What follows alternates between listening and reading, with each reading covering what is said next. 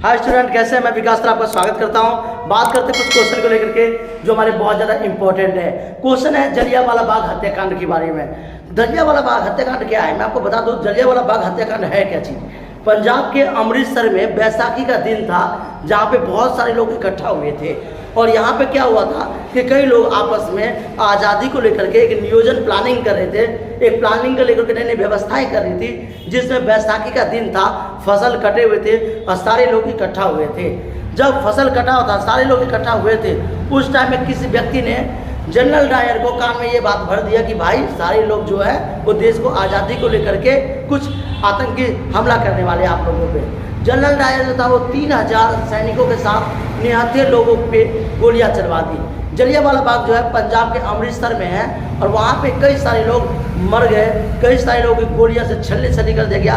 जो पास में कुआं था जहाँ लोगों की गिरते चले गए, भरते चले गए, गिरते चले गए और मरते चले गए। कई लोग मरे जिसे मौत का कुआं कहते हैं। जलियांवाला बाग हत्याकांड में अनगिनत लोग मरे, सैकड़ों लोग मरे जिसकी हम कल्पना नहीं कर सकते हैं। उसी में एक बच्चा था जिसका नाम था उधम सिंह। उसने जो उस क्रिया को देखा, उसने जो सारे देखा, जिसने कि अपने अर्थव्यवस्था को जूझते हुए उस बच्चे ने गरीबी से ज़िंदगी काटी, अपने आप को शिक्षा प्राप्त की और पहुंच गया इंग्लैंड। और उसने इंग्लैंड में जाकर के एक चर्च के अंदर में जाकर के जो है वो जनरल डायर को गोलियों से छल्ले कर दिया था, उसकी बदला लिया था। और आपसे पूछा जाता है कि उधम सिंह कौन थे? क्रांतिकारी थे जिसे हम आप जानते भी नहीं हैं। भगत सिंह, सुखदेव, राजगुरु, बड़े बड़े लोगों को हम सिर्फ मूर्तियों में पूछते, उनकी बातें कहने पर चलते नहीं हैं। तो जलियांवाला बाग हत्याकांड में अनगिनत लोग मरे थे 13 अप्रैल 1919 में, जिसकी कहानी क्या कि अनगिनत लोग मरे थे। याद रखिएगा 13 अप्रैल 1919 में।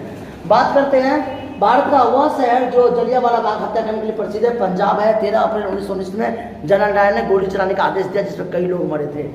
बौद्ध गया किस धर्म से संबंधित है? बौद्ध गया जो है वो बौद्ध धर्म से संबंधित है। फिर आता है भारत में आपातकाल कब लगता है? भारत में जब कोई प्रधानमंत्री, याद रखिएगा, जब भारत में कोई भी राजनीतिक या संकट हो, राष्ट्रपति प्रधानमंत्री की त्यागपत्र दे दिया हो या वो कोई मर गया हो, तभी भारत में आपातकाल लागू लगता है, लागू होता है। अगर आपसे पूछा जाता है कि राष्ट्रपति शासन कब भारत में लगता था, आप बता देंगे जब भारत में कोई प्रधानमंत्री मर गया हो, राष्ट्रपति मर गया हो या मुख्यमंत्री मर गया हो, तो उस क्षेत्र में आपातकाल लागू हो जाएगा। या कोई त्यागपत्र दे दिया तो भी आपातकाल लागू रहेगा। उसके उपरांत चुनाव होंगे, फिर आपातकाल समाप्त हो जाएगा।